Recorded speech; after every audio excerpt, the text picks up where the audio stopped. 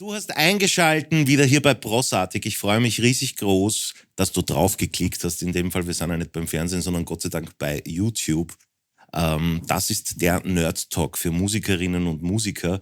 Und wir haben hier in den heiligen Hallen von YMI Records heute wieder einen ganz, ganz großartigen Gast, auf den ich mich ganz speziell freue. Er ist für mich persönlich ja schon eines der größten Talente, das ich kenne. Von Talent gesegnet. Ich freue mich, dass du da bist. Vincent Bueno. Hallo. Cool. Wie tun wir weiter? Ich hab schon die ganze Zeit so große Angst vor diesem Interview. Ich habe es auch schon zum Konstantin gesagt, weil wir kennen uns, sage ich mal, schon besser irgendwie. Und bei uns, dass wir ein normales Gespräch irgendwie stattfinden lassen, ohne dass wir deppert sind, wird mühsam, aber wir werden uns bemühen. Die Frage ist jetzt, David, was merkst du? Wie, was? Was merkst du an mir? Was ich an dir merke? Na, ich merke, dass du einen Hut auf hast. Das Ding kenne ich noch gar nicht, glaube ich, das Ohrringel. Ja? Na, sonst wüsste ich jetzt nicht. Oder den Merkel, den Merkel-Move. Nein, Merkel ist der. Ja, stimmt. Weißt du, was der ist? Ja. Das ist der Andrew Tate. Aha, und der tut was? Der ist einfach, ja, jedes Mal, wenn er redet, macht er den und kriegt davon Energie. Bist du jetzt auf esoterisch? Naja, Ja, okay.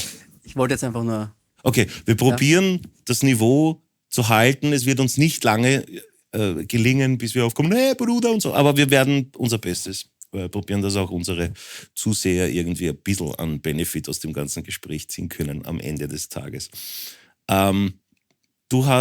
Ich beginne mit den Gästen grundsätzlich immer einmal zu sprechen und zu schauen, was die eigentlich so gemacht haben. Sollte es Leute geben, die dich nicht kennen, schauen wir mal so ein bisschen durch.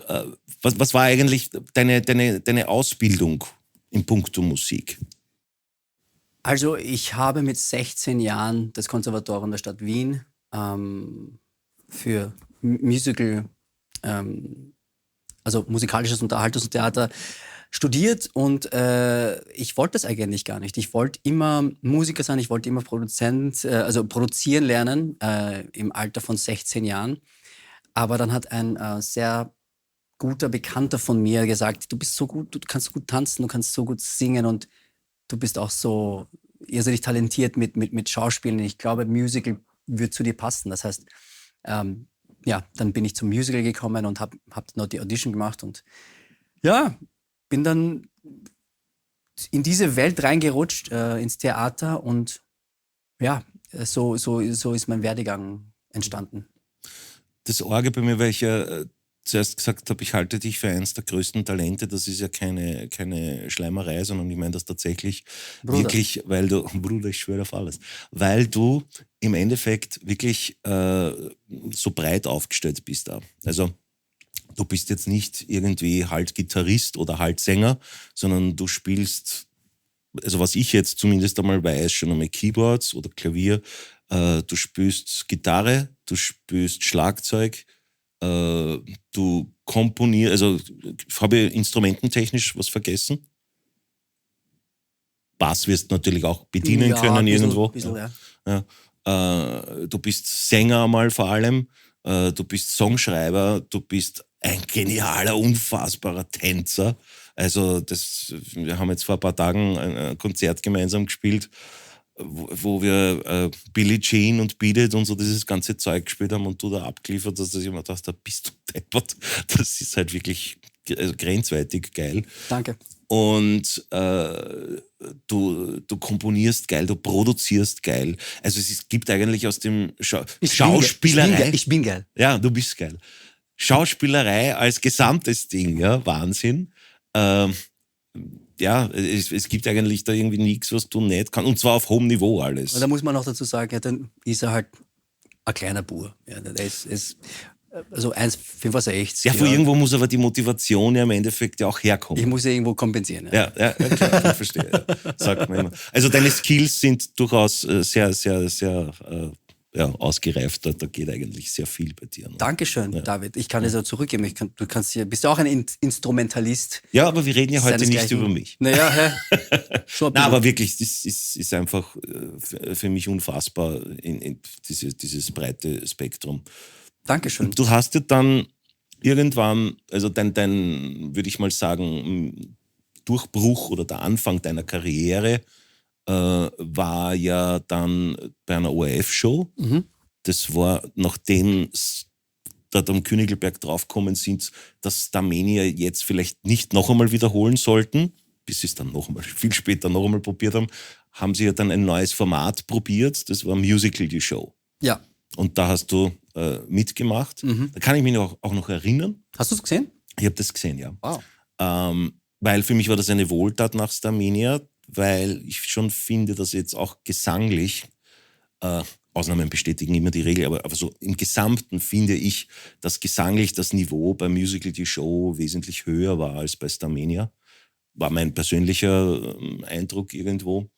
Und ich kann mich an dich erinnern, mit einer Performance weiß ich noch ganz genau, wobei ich jetzt nicht weiß, was das für ein Song war, aber da hat meine Tochter nämlich auch, die damals noch recht klein war, auf das reflektiert total. Das war sagen wir ein paar Songs, die du gesungen hast. War es vielleicht dieses Supercalifragilistische? Genau, das war's. Ja, genau. das war der Zieher bei den Kids auf jeden Fall. Genau. Und wenn sich das meine Kids jetzt ansehen, so, Papa, du warst urcool. Ich so, bin immer noch cool, hey. Aber ja, ich glaube, das war eines der Shows, die der ORF echt investiert hat.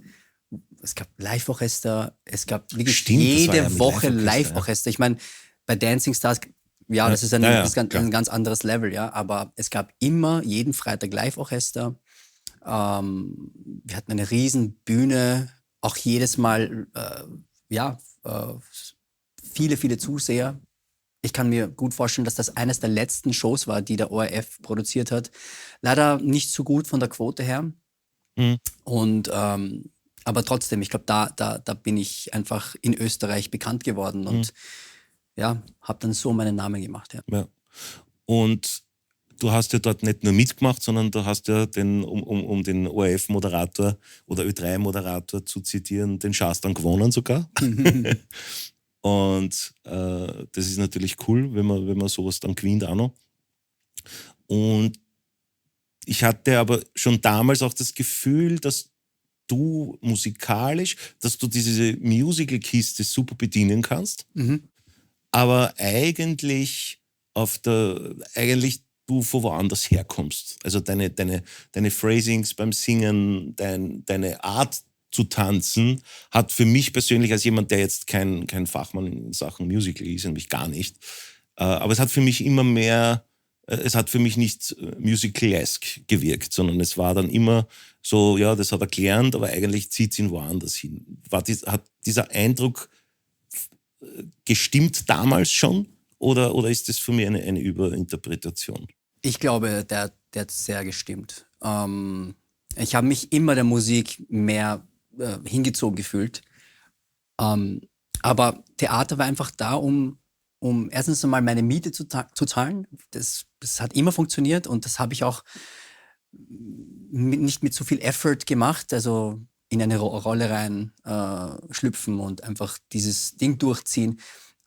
Ich habe aber nicht so diese Musical-Liebe wie viele andere meiner Kollegen, die jetzt wirklich, die sind im Theater aufgewachsen sind, kennen jedes Stück, kennen jede Textzeile von Elisabeth und hin und her.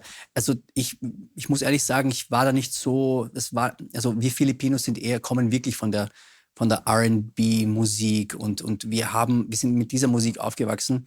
Und ja, meine Eltern sind nie wirklich mit mir ins Theater gegangen. Deswegen, was da rübergekommen ist, ist da vielleicht zu 100% richtig, ja. Wie wichtig ist, weil du das jetzt gerade erwähnt hast, eben wir Filipinos, wie wichtig ist für dich deine Herkunft überhaupt in deinem Leben oder auch in deinem musikalischen Leben, wie auch immer? Hat das für dich Bedeutung oder ist das eigentlich für dich komplett wurscht oder was für Wertigkeit hat das für dich? Ich glaube, es ist schon sehr wichtig zu sehen, dass ich fühle mich immer als ein Österreicher, aber ich fühle mich auch als Filipino. Das heißt, ich als Individuum habe einfach so viel, ich habe das auch das letzte Mal in meinem Podcast-Talk gesagt, dass ich mich so fühle, als hätte ich einfach so viel Reichtum an Kultur. Ich weiß, wie die Österreicher ticken, ich weiß aber auch, wie die Filipinos ticken. Ich weiß, mich auch auf Englisch auszudrücken. Und das Ding ist trotzdem, ich fühle mich als Mensch da, wo ich gerade bin, wie zum Beispiel jetzt, totaler Österreich. Ich meine, egal wie man es jetzt benennt, wir sind leibende Menschen, die jetzt ein leibendes Gespräch haben, aber ob ich das jetzt wichtig finde, ob ich Filipino bin, in manchen Situationen ja. Gerade weil der Kampf für einen jetzt nicht einmal Filipino per se, sondern einfach einen Menschen mit Migrationshintergrund in Österreich, es ist wir haben es ein bisschen schwerer, sagen wir so. Aber ich will jetzt nicht mit der Victim-Karte kommen. Na, um Gottes Willen. Nein. Aber es ist einfach so, dass es einfach Realität ist. Ja? Aber so, warum siehst du mich nicht als Österreicher oder was? Oh ja, total. Bei dem Heiselschmäh auf jeden Fall. Okay, wir kommen wieder runter. 1:0, also ich habe jetzt verloren eigentlich. Ja, du hast jetzt verloren. Okay. Ja, okay. Scheiße. Ups. Du hast ja diese gesamte Geschichte, weil wir dürfen ja halt ein bisschen deppert sein, weil du ja auch das Deppertsein zu einem Teil deines Berufs ja auch mittlerweile gemacht hast, weil du auch von der Musik weitergegangen bist und jetzt auch noch Comedian bist. Was ich am Anfang gar nicht erwähnt habe, weil ich es eigentlich erst am Schluss des Gesprächs bringen wollte. Wir jetzt gar nicht am Schluss des Gesprächs sind und ich jetzt alles durcheinander würfel, mein ganzes Konzept eigentlich dahin ist, aber ich bring's trotzdem jetzt. Also du machst jetzt Comedy auch. Du hast Konzept, Bruder? Und ich schwöre auf alles. Naja, schau, ich glaube einfach, wir Künstler sind einfach, ich weiß nicht, warum ich nicht direkt antworten kann, machst du Comedy? Na ja, mache ich oder nicht. Sondern ich glaube, dass das habe ich so berührt. Ja, wir mehr zweites. Sorry, Konstantin.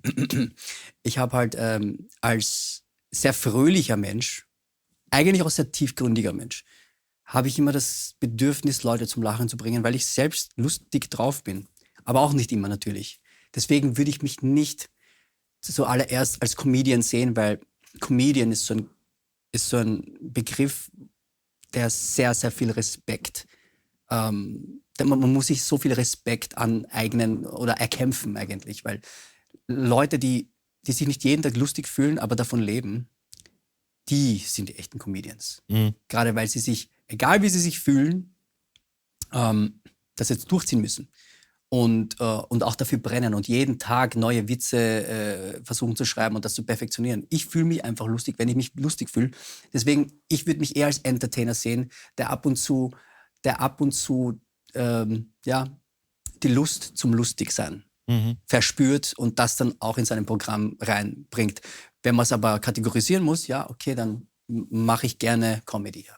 Ja, also ich sehe es schon, ich würde es schon so sehen, weil ich finde, was dich für mich zum Comedian macht, ist, und da geht es dann für mich gar nicht so um die Frage, wie gut man in dem ist, sondern vielmehr um die Frage, dass man den Mut hat, sich auf eine Bühne zu stellen, zu sagen, heute gibt es eine Comedy-Show, dann kommen dort Leute und die kommen alle in der Erwartungshaltung, dass sie heute lachen werden und du hast die Challenge vor dir, die zum Lachen zu bringen. Das ist für mich 100-mal schwerer als die Challenge als Musiker, weil als Musiker, so schlecht kannst du gar nicht sein, wenn du höfliche Leute unten hast du zumindest einen Mitleidsapplaus, einen gespielten.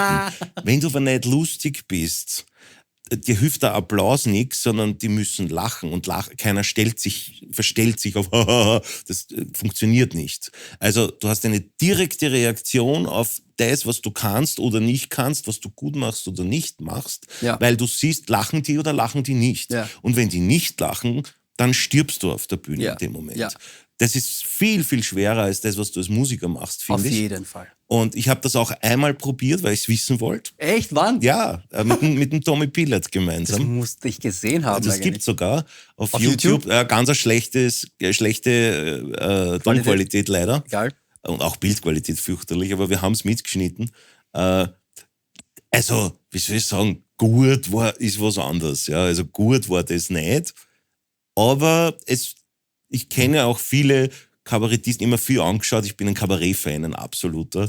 Und ich sage einmal so, bei den nicht großen Kabarettisten wie Haderdorfer, Thüringer, Gunkel. Wo du gestern warst, gell? Du warst ja gestern. Genau, beim Hader war ich gestern, oder Thomas Maurer oder Wurscht, ja. Also bei so dieser Liga drunter, da gibt es dann schon viele, da komme ich jetzt auch nicht irgendwie den Tränen nahe vor Lachen, und so schlecht waren wir dann auch nicht. Also, aber es hat dann doch nicht gereicht, dass ich sage, so, wir starten jetzt die große Karriere, weil ich vor dem schon wirklich großen Respekt habe. Das ist schon Bam. Ja. Und den Stress, den du da verspürt hast, den hast du noch nie gespürt beim Spielen oder beim Singen, völlig oder? Egal. Und ich habe mich aber auch, das muss ich halt auch sagen, wir haben uns beide versteckt in dem, was wir tun. Erstens einmal haben wir nicht gesagt, wir machen Kabarett, Musikkabarett. Sondern genau, Musikkabarett, so war der erste. So, dann haben wir eine Liveband mitgehabt, wir haben 4 Musiker gehabt. Ja, was glaubst du, was Schnitzel und Sojasauce? Naja, dann haben wir eben, ich habe meine Lieder gespielt, der Tommy hat seine Lieder gespielt und gesungen halt. Und dazwischen haben wir halt lustige Moderationen gemacht. Und dazu muss man dann auch noch sagen, wir waren halt vorne an der Front zu zweit. Das ist auch noch einmal was anderes. Ja. Oh, ja. Weil wenn du allein da stehst und du machst dann den Witz, den du daheim aufgeschrieben hast und überlegt hast, der ist sicher urlustig, und es lacht keiner, ja, was machst du denn dann? Stimmt. Das ist ja fürchterlich. Und deswegen, David... Höchststrafe. Deswegen, David, habe ich ja... ich war ja nicht dumm und sagen wir mal, ich war nicht deppert, dass ich das einfach nur so riskiere, sondern es gibt schon eine Szene, wo man natürlich for free auftreten kann, und das sind dann diese kleinen Comedy-Spots, wie, um einen zu nennen, zum Beispiel von John Smile. Ja, da war ich mal bei dir, ja. Genau, jeden Dienstag, glaube ich, ist der. Und da probiert man sich halt aus, und ich kann dir zu 100% bestätigen, dass ich manchmal in diesen kleinen Bühnen viel aufgeregter war, viel nervöser war als bei der Eurovision-Bühne. Mhm. Weil du fühlst dich einfach viel nackter. Du hast das Gefühl, du bist einfach verletzlicher. Ja. Und ja, die Musik und das ganze Blödeln, das hilft schon natürlich, ja, wenn du da jetzt ich meine, wenn man vielseitig ist und dann einfach mehrere Akzente kann oder so, dann hat man schon gepunktet. Das jonglieren können ist gut. Vom Oberflächenseichten wird's easy, ja. Mhm. Aber ich bin jetzt nicht so einer, der zum Beispiel, ich hab das ja auch realisiert, Comedy ist eine reinste Kultursache, das ist reinste, erstens mal musst du wissen, was dein Publikum ist, sowieso. Und da musst du sie abholen. Ich hab mehrere Kulturen zu befriedigen. Mhm. Das heißt, das ist doch viel schwerer. Und darum habe ich gesagt, nach dem 30. März, ich lasse es kurz, mein Sohn ist gerade zu meiner Show, an dem Tag, an diesem Morgen ist er gekommen. Ja? Mhm. Ich habe keinen Schlaf gehabt. Ich war dementsprechend fertig, und ich habe gesagt, ich lasse es kurz, ich muss wieder aufatmen, weil, es war schon sehr stressig. Sehr, sehr stressig. Wie ist es für dich grundsätzlich überhaupt, weil du es angeschnitten hast, kleine Bühnen oder große Bühnen? Kannst du sagen, was schwieriger ist für dich oder wo du mehr nervös bist? Auf jeden Fall kleinere Bühnen, ja, fix. Ich auch, ja. Gerade weil zum Beispiel, wenn du jetzt hier 20 Leute hast, die jetzt zuschauen, oder speziell Kabarett. Ja, es ist nicht anonym. Es ist nicht anonym, und du hast auch keine wirkliche Distanz, du hast keinen Raum. Ja, da stirbst du oder die feiern dich in dem Morgen. Hast du auch zuerst angesprochen, großer Punkt bei dir, du warst wahrscheinlich der einzige mir bekannte Österreicher, der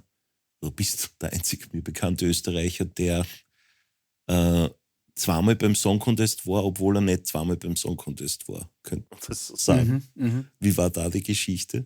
Ja, erstens einmal freue ich mich, dass der ORF mich zweimal gefragt hat, weil es hätte auch anders sein können. Und eine Zeit, die ich mit einem lachenden und einem weinenden Auge hinterher schaue, weil ich das Gefühl habe, einerseits, erstens einmal bin ich urdankbar natürlich, dass ich für Österreich antreten durfte. Und gleichzeitig hat es mir ein bisschen wehgetan, dass mein eigener Song nicht genommen worden ist, das zweite Mal. Das heißt, beim ersten Mal war es dein eigener Song? Mein Song und der Song mehrere. Also angefangen hat das Demo mit einem Producer namens Dave, Soulboy Davy, eigentlich der Typ, den ich eigentlich sehr, sehr vermisse. Und dann waren noch viel, es waren ca. 3 Produzenten in dem Song dabei. Ich bin auch mal so, ich finde das so cool, dass wir hier in einem Studio sind und man sieht sich einfach, dass das Studio, lass mich ganz kurz, das muss einmal gesagt werden. Yo, dieses Studio, Leute, kommt nach Hollerbrunn. Es ist YMI Records. YMI Records. Gratulationen, Konstantin, Mann. Geiles Studio, wirklich. Und ich kann mich da wirklich direkt anschauen und ich merke, während ich rede, mache ich immer den. Das geht gar nicht. Ey. Ja, jetzt kommst du ins Alter von Botox dann schon langsam. So, jetzt reden wir weiter. Wenn wir übrigens gerade bei der Werbung sind, wäre natürlich super cool, wenn du möchtest, was kann man alles machen bei YouTube? Man kann liken. Ja. Ja, das ist ein Klick. Subscriben, oder? Also Abonnieren.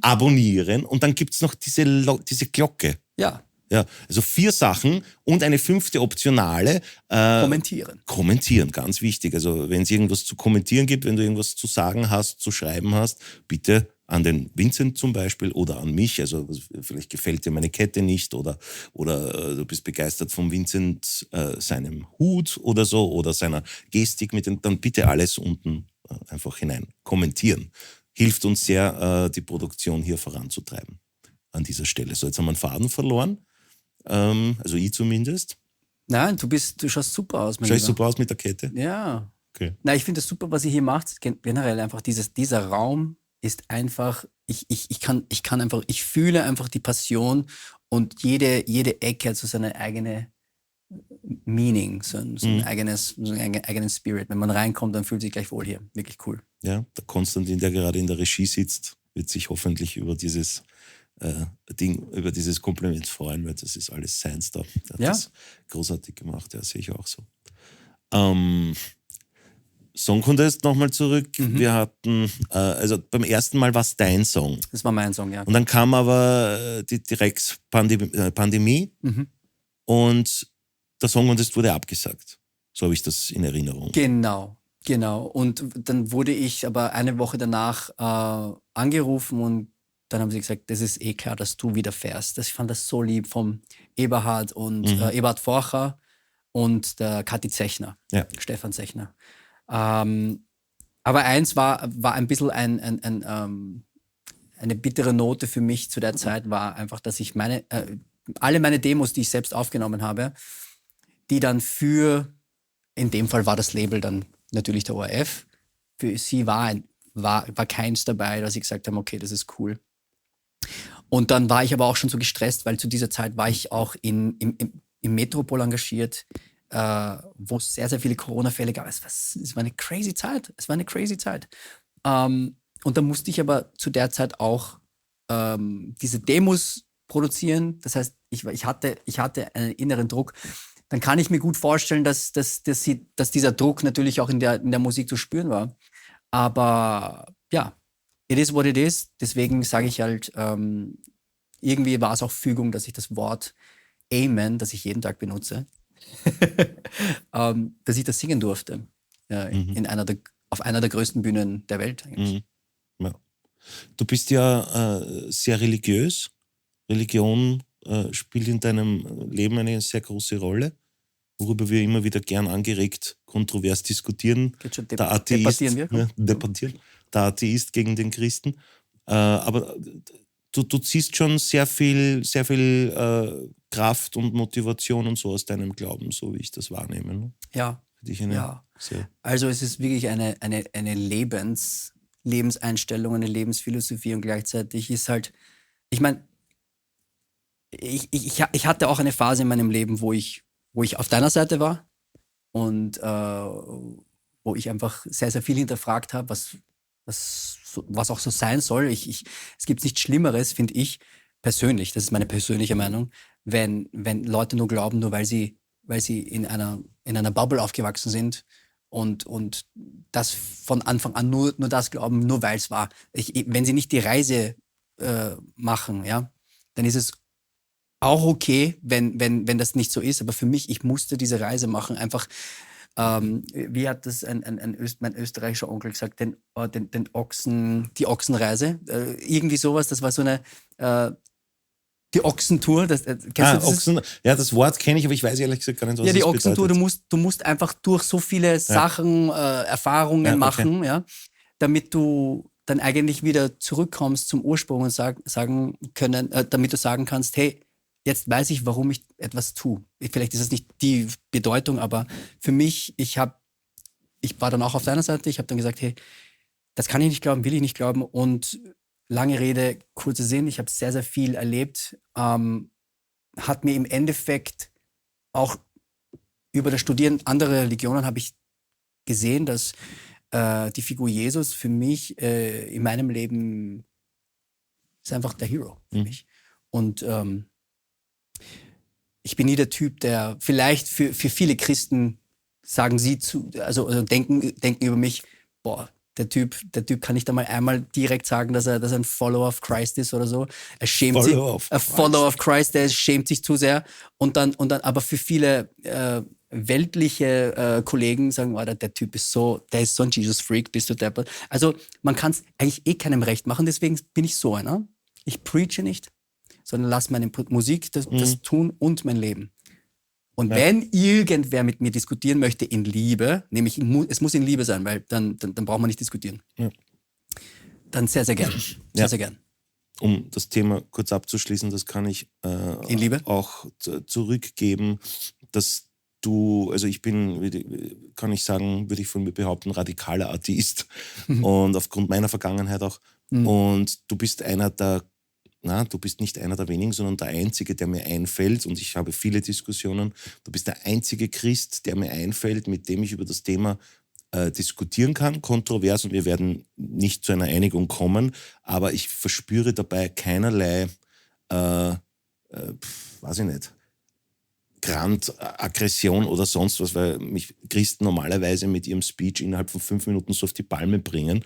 Das habe ich bei dir nicht, weil du nämlich tatsächlich, und das hast du gerade richtig gesagt, jemand bist, der nicht preacht, der nicht da irgendwie groß den Lehrmeister raushängen lässt, sondern du lebst dein Ding und tust dein Ding und lebst nach den Grundwerten des Evangeliums, und dagegen gibt es aber genau gar nichts zum Sagen, weil das sind ja tolle Sachen. Aber ich wollte gar keine Religionsdiskussion anfangen, weil das ist das falsche Format. Du wirst verlieren. Bitte? Du wirst verlieren. Ja. Was viel interessanter ist, oder nicht interessant, aber für die Musikdiskussion finde ich interessant, dass du, und das gehört für mich auch ein bisschen dazu, dass ich sage, du bist so ein großes Talent, deine Kompositionen, die Art und Weise, wie du Musik schreibst, ist nicht das, was man heute als der Popmusik kennt. Du klingst, sage ich mal, schon poppig vom Sound her. Das ist poppig, was du machst. Aber es ist nicht das, was ich von all den anderen Leuten kenne, die Popmusik machen. Muss man vielleicht erklären, wenn ich sage Four-Chord-Song, weißt du, was gemeint ist. Für jeden, der jetzt nicht weiß, was man unter Four-Chord-Song versteht. Soll ich es erklären? Kann man das erklären?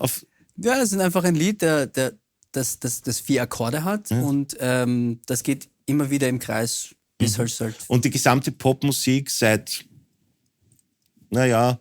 spätestens Ende 80, würde ich sagen, hat sich alles nur mehr auf diese 4 Akkorde eigentlich reduziert. Also das ist jeder Song, den es gibt, hat C, G, A, Moll, F. Zum Beispiel, ja, wenn es in C-Dur ist, genau. Und da gibt es, also wer das jetzt nicht ganz nachvollziehen kann, dem kann ich empfehlen, auf YouTube einfach eingeben Four-Chord-Song. Da gibt es eine Musikkabarett-Truppe. Kennst du das? Das ist, die Four-Chord? Ja, ich glaube, ich habe das schon mal gesehen. Super lustig. Das ist super lustig. Nachher weiß man, auch wenn man von Musik überhaupt keine Ahnung hat, was gemeint ist mit dem Four-Chord-Song. Ja, also ganz großartig. Und bei dir ist es eben so, du machst Musik, die auch genauso große Refrains hat, die genau all das hat, was Popmusik braucht, die auch so klingt. Aber das sind definitiv keine Four-Chord-Songs, sondern das ist wirklich sehr, sehr hochwertige Komposition mit da spürt sie es wirklich ab. Also, es tut mir so leid, dass ich dich unterbreche, weil ich habe das Gefühl, wenn mich meine Heroes hören würden, meine Heroes wie PJ Morton, wie die Kirk Franklins und wenn die mich hören würden, dann würden sie denken, oh, wie normal. Boah, Ja, das na ist klar, so. natürlich nach oben ist immer Luft, na klar. Aber ich glaube, dass, egal ob das jetzt die breite Masse anspricht oder nicht, und das tut es auch wirklich nicht in Österreich, es ist eine sehr, sehr bewusste Entscheidung, die ich treffe, weil dieses Flair und ja, einfach diese Atmosphäre, diese Akkorde, die uns einfach so unter Anführungsstrichen geil machen, ja, das wird nicht mehr betätigt. Damals zum Beispiel, wer war das nochmal, von den Austropopern damals, der leider verstorben ist, der Herr, Gibt es einige. der Herr, der hatte auch, komm schon, das ist mir gerade Danzer? unpeinlich. Nein, Austropopper? Ja. So richtige Duimic. Hansi Duimic. nein, Nein. auch nicht. Der vor kurzem, Falco. Nein, gut, vor Bruh. kurzem. nein, warte, okay. Osman Kurti. Ostbahn Kurti. Ja. Er hatte eine Nummer, die urjazzig war. Und ich habe es nicht gepackt. Ich habe das nicht gepackt, dass der Typ das auch so. Ich weiß nicht, ob dieses Lied ein Cover war selber, ja. Aber er war der Einzige, wo ich mir dachte, boah, ja, es geht ja eh, ja. Und aber hey, ich würde mich niemals irgendwie zu weit aus dem Fenster lehnen, weil wir uns so begeilen mit unseren verminderten Akkorden. Es geht auch nicht. Also es wäre auch eine falsche Interpretation, dass man jetzt sagen würde, dass Musik nur dann gut ist, wenn sie 27 Akkorde hat. Das ist natürlich Überhaupt Blödsinn. nicht. Es kann ein Song mit einem Akkord cool funktionieren. Gerade wenn man jetzt, was weiß ich, James Brown ist jetzt nicht die große Akkordvielfalt in vielen Sachen. Aber Sex Machine, da tut sie nicht. Genau, da er gibt's- kann einen Akkord in 100 Variationen grooven. Genau. Also das ist natürlich kein Kriterium jetzt für Qualitätsblödsinn.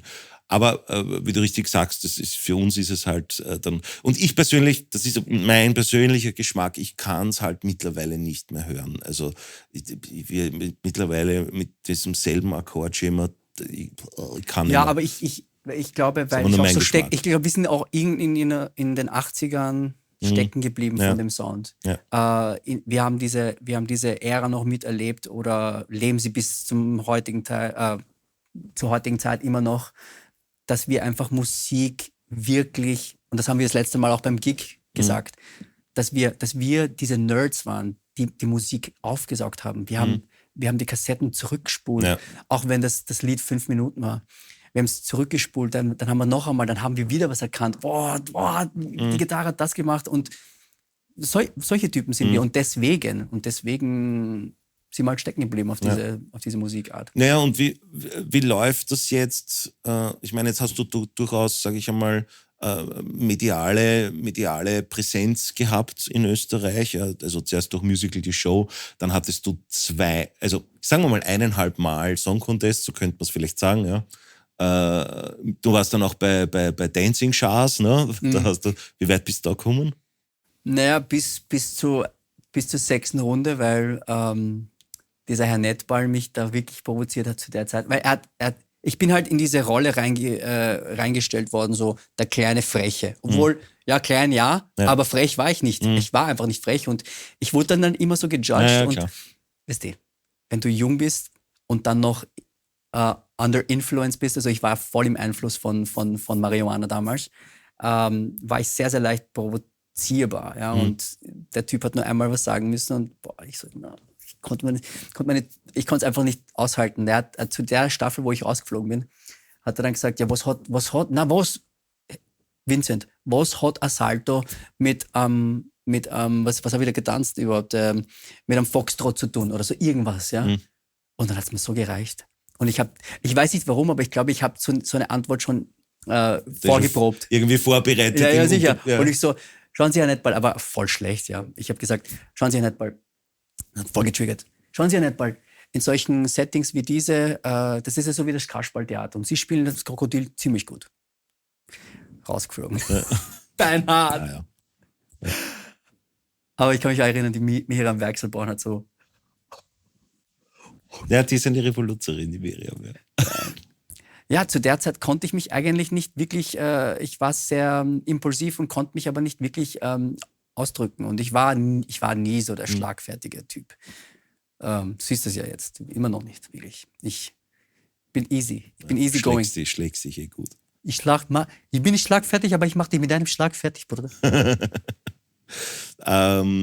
Wie funktioniert das für dich mit der Musik, die du machst, die ja hier in Österreich wirklich, sage ich einmal, eher nischig ist?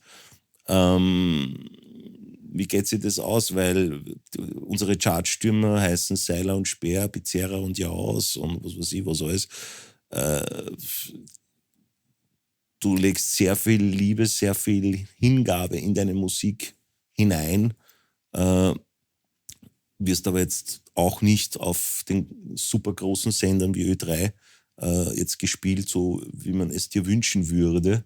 Uns wünschen würde. Wie auch immer, ja. Ja.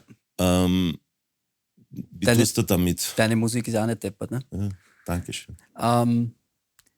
Also, ich glaube, ich habe mich sehr bewusst dafür entschieden, dass es einfach nur Teil meines Lebenswerks ist. Also jede Musik, die ich versuche rauszuhauen, mache ich, weil ich nicht anders kann. Es geht einfach nicht anders. Und ich hab Familie. Ich könnte jetzt schon sagen, ciao Papa, ich habe mich schon öfters bewiesen, I'm done.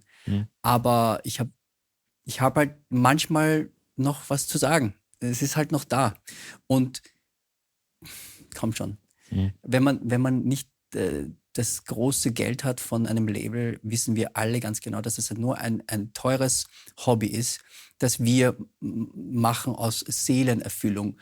Alles andere ist nur noch Glück. Und wir sitzen hier, weil wir immer noch so passionierte Künstler sind. Wir sitzen nicht da, weil wir jetzt so viel Geld kriegen dafür, sondern wir können nicht anders.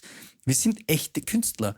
Wir sind keine echten Vermarkter, weil es gibt ja, und das ich sage das mit großem Respekt, es gibt viele untalentiertere Künstler, aber die sich besser vermarkten können. Wir sind das nicht, Mann. Das müssen wir akzeptieren. Das müssen wir einfach akzeptieren. Und damit auch leben zu lernen und sich jeden Tag in den Spiegel zu schauen, so, okay, ich habe das jetzt veröffentlicht. Du weißt ganz genau, dass das jetzt kein Welthit wird und du wirst jetzt deine Familie nicht damit, die Miete nicht zahlen mit dem Song, aber trotzdem, du machst es trotzdem. Glaubst du, hätte Michael Jackson in der österreichischen Musiklandschaft... Nein. Na, warum glaubst du, ist der weiß geworden? Das ist aber nicht böse. Warte mal, cool, ja. Ich meine, ich könnte mich auch weiß machen hier. Ja. Naja, der Vincent Bay, das ist ja mein Charakter, ja. Oder, naja. Aber wie wird das klingen? Wenn jetzt ich stelle mir das gerade so vor, Michael Jackson auf Austropop. Das ist schon sehr special. Das wäre so. Die hohe Zeit ist lang vorüber und gar die Hölle in dir. Weißt du, wie anstrengend das ist? Oder? Ja, man sieht's, ja. Ja, Blitzvibrator. Du hast jetzt auch eine neue Single am Start. Ja. Also das ist zwar jetzt so nicht ganz richtig mit dem Neu, weil aus der jetzigen Perspektive ist sie neu, weil sie vorgestern, glaube ich, released wurde. Allerdings, bis das jetzt da auf YouTube kommt, dauert es noch ein bisschen. Ist sie dann nicht mehr ganz so neu, aber trotzdem unbedingt österreichische Musik fördern, bitte. Die aktuelle Single von Vincent Bueno heißt Glory. Glory, ja. Um was geht's? Es geht darum, dass ich eigentlich all die Verantwortlichen, die jetzt diese Kriege, die jetzt alles stattfinden, alle Leute, die andere Menschen umbringen können, die will ich einfach highlighten und sie fragen, hey, was hast du davon? Was hast du von diesem Akt der Tötung der Menschen? Es ist egal, von welcher Religion du bist, egal was für eine politische Agenda du hast, ob du einfach nur ein Psychopath bist oder was auch immer. Wenn du in der Lage bist, anderen Menschen weh zu tun, zum Beispiel Babys, zum Beispiel Kinder oder ältere Menschen, wurscht, Menschen, die andere Menschen töten, Glory. Where is your glory in killing young stories? Das ist die Grundfrage meines Songs. Eigentlich nur die Frage, was hast du davon? Wo ist deine Ehre? Kannst du jetzt gut schlafen danach, weißt du? Und ich habe ja eigentlich viel happy, also ich hätte viel glücklichere Songs im Repertoire zu veröffentlichen, aber ich konnte nicht. Deswegen habe ich mich nicht lustig gefühlt, ich konnte kein Kabarett machen.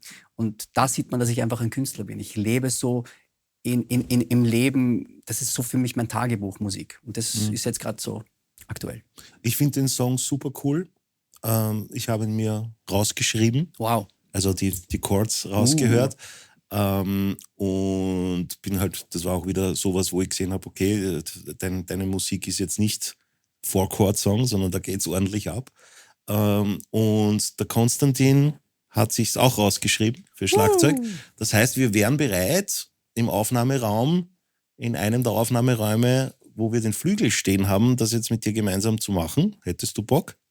Ich hätte sehr, sehr Bock. Ja, dann schauen wir mal, was passiert. Let's go. Ich sage vielen Dank fürs Zuschauen und wie gesagt, subscriben, alles Mögliche. Danke, Vincent Bueno. Vielen Dank.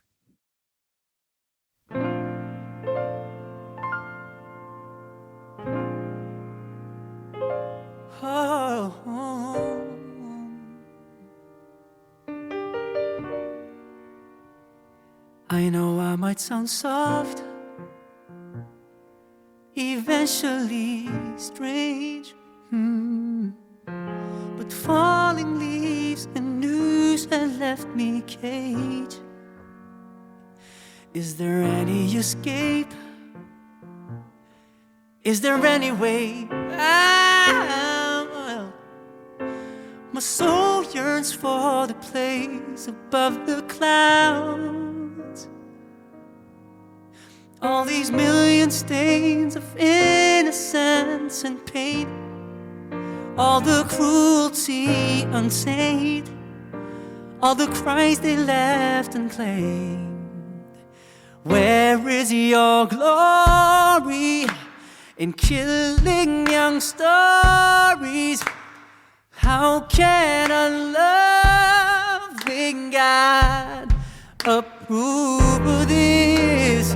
Don't just ignore me. Tell me, where is your glory? Vengeance is done, mission accomplished. Tell me, where is your glory now?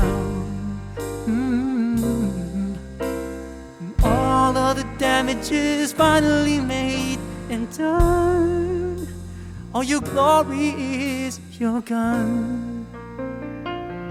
I decree and declare I won't ever be scared. Oh, no matter what evil and all the plots and snares, yeah. They can shut down my body, but they cannot kill my soul. But all the prayers cover the hurting young fool.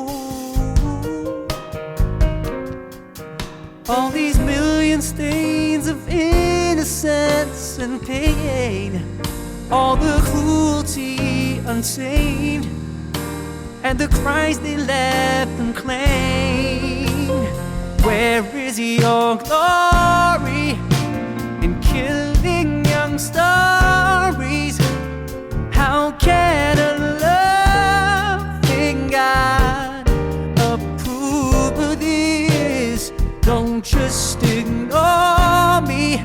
Tell me, where is your glory? Vengeance is done, mission accomplished. Tell me, where is your glory now?